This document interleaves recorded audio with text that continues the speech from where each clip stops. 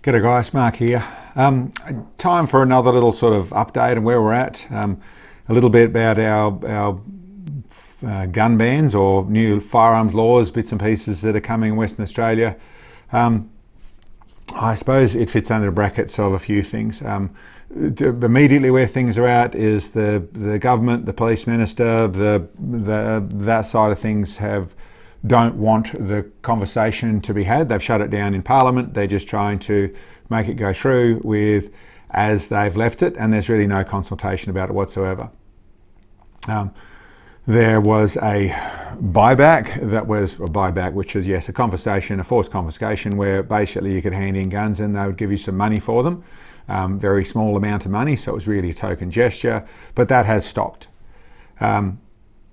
That stopped in the end of August, the end of August, month or so ago.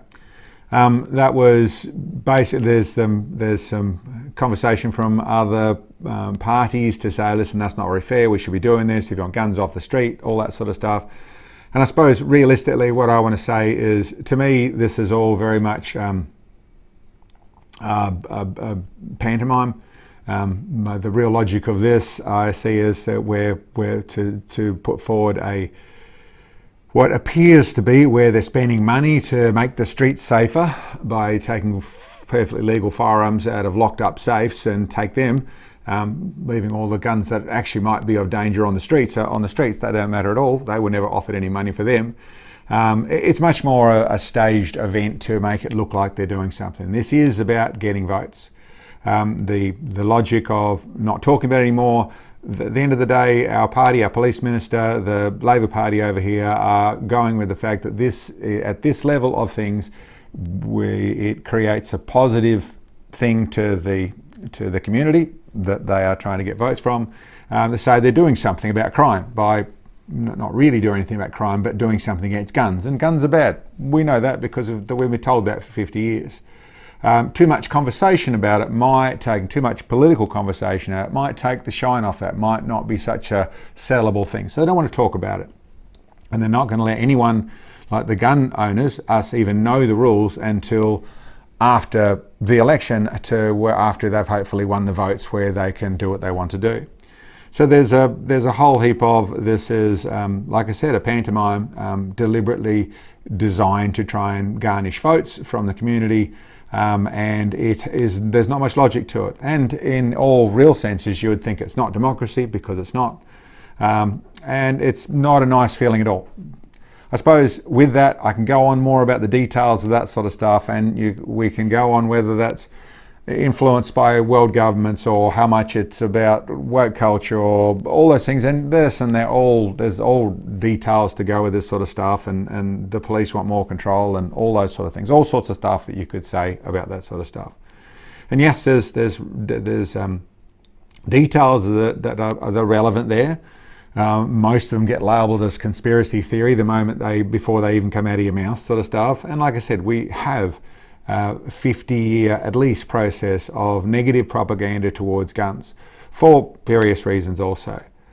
I would sort of look at it a little different way, and I suppose a bit that is hard to move forward in the conversation much about it is that really no one wants to do anything about it.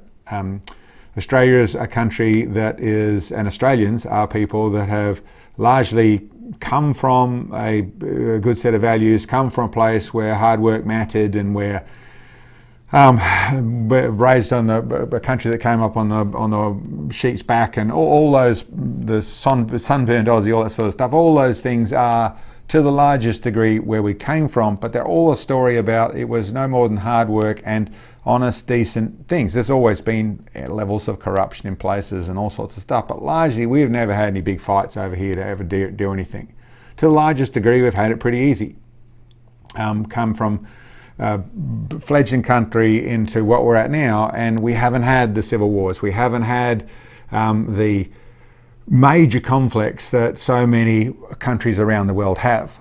And with those major conflicts and the likes of civil wars and that sort of stuff is where you have to fight for your freedom, is where smart people rise to the surface and strong people rise to the surface, and then rules are made, whether those are constitutions or whether those are the different strengths of government, or all those things that come, they come from hard times. And to the largest degree, we haven't really come from hard times. So it's part of where Australia is. So a lot of our culture, and particularly our gun culture, tends to mind its own beeswax. It tends to, and is still all foolishly, I would say, believing that common sense will prevail because it's where we come from. Whereas Australia is at least as much, if not more so than most, being taken over by the institutional, it's cultural Marxism, if you want to put it in proper term, but where there is a lot of our institutions have sent out a lot of, be that the DEI, be that the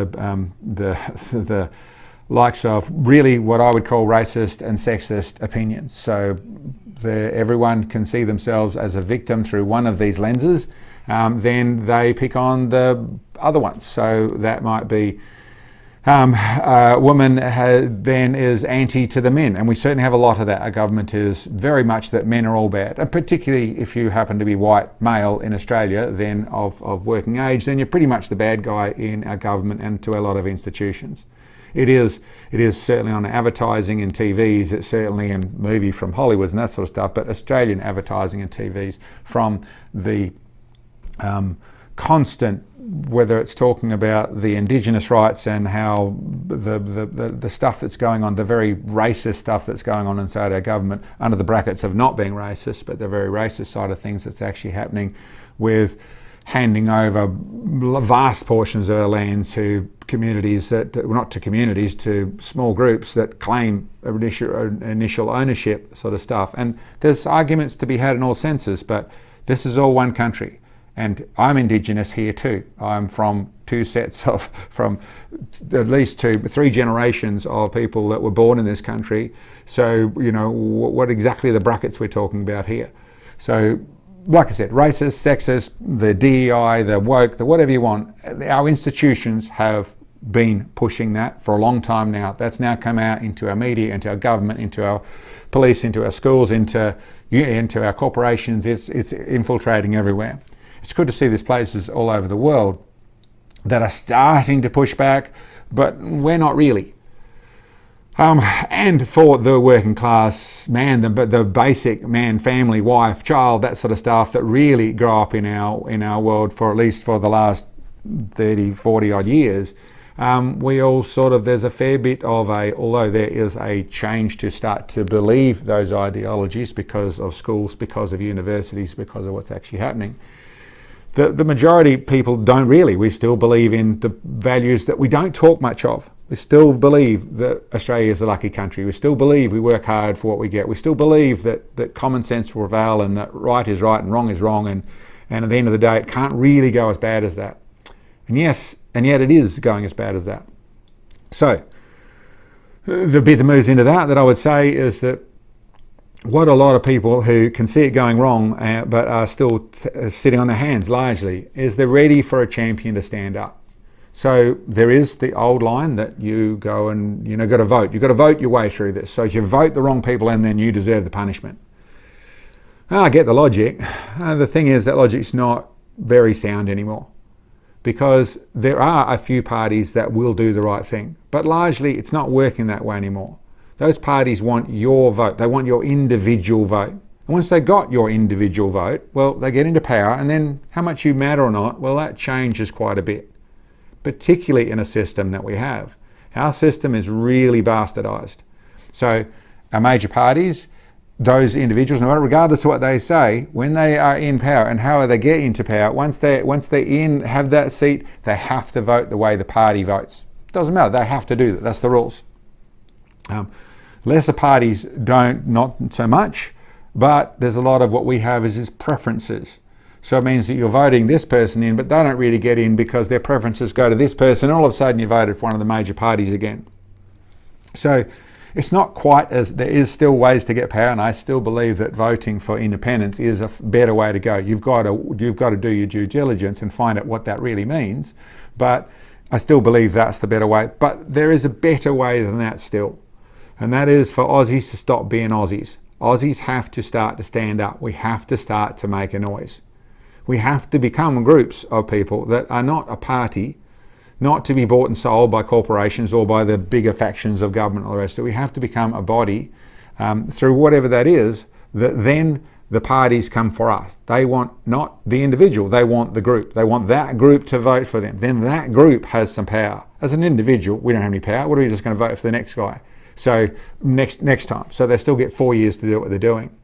As a body, you get together where you're 100,000 or 200,000 or 1 million or 2 million people strong as a body, that not a lobbying body, but as a body that will then have some command in that situation. I believe it's the way that government is really designed to be, in the way of what the parties are supposed to be.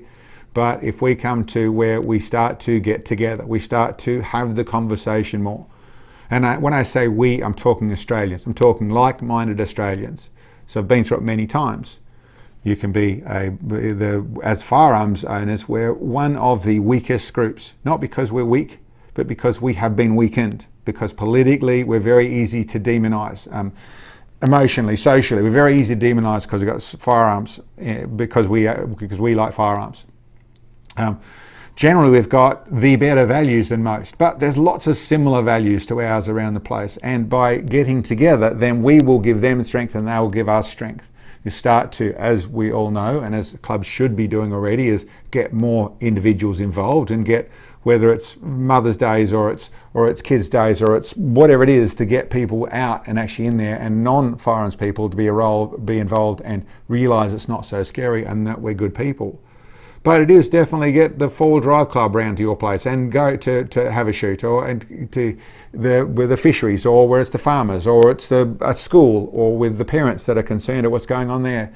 Get more interaction. And this isn't just for the firearm community, this conversation. This is for all the threatened communities and groups in our world. When we look at what governments are doing, there are so many people that are in the firing lines of what government's doing, but we all seem to want to quietly stand there alone. Like I said, it's a bit the Aussie way. That's what has to change. If we want to right this ship, that's where we need to change it. Not by violent protest or do anything even unconstitutional, simply by getting together and getting a voice that then can garnish, and whether that's a case of gaining funds to be able to do media campaigns, which is what actually happens in this world. That's how this world thinks. Or is to be able to talk to parliamentarians on another level, where we're talking about funding, we're talking about our communities, we're talking about stuff, but stop being the individual. As an individual, you are completely powerless, to the point they will lock you up if they don't like you enough. When that individual is with 10, let alone, or 500, or 10,000, or 500,000, or 2 million, and that individual has all their backing, then you're very hard to deal with. And then there's all the problems of dealing with masses of people. But once we start to have the conversation and really start to work out what is of values that we care of, to counteract those values that come from institutions, that come from wherever they come from, then I feel we have power, and then we can regain control of our political system. Then our political system can turn into, may still end up being a two-party system, but if it's two birds rather than two wings of the one bird, then we have the ability to come back to then you can vote with your feet. Then it's worth something. But until we stand together and until we find common values that we're prepared to actually stand for, then we're really in the hands of what the corporate and the government and the world government want us to do, because we're going to bumble our way off into the cages so they can lock the doors on us. Anyway, that's enough of that little rant. I hope you get an idea of where I'm coming from. I think it's really doable, but it needs to come from the people. No champion is going to do this. Everyone that is standing for you is actually standing for your individual vote, for their win in all levels, not just government. They are looking for their best interest. If you want someone to looking for your best interest, it needs to be you, and you need to get with other people that have the same best interest to get together with. Anyway, that's my video for today, guys. Thanks for checking in. I'll catch you next time.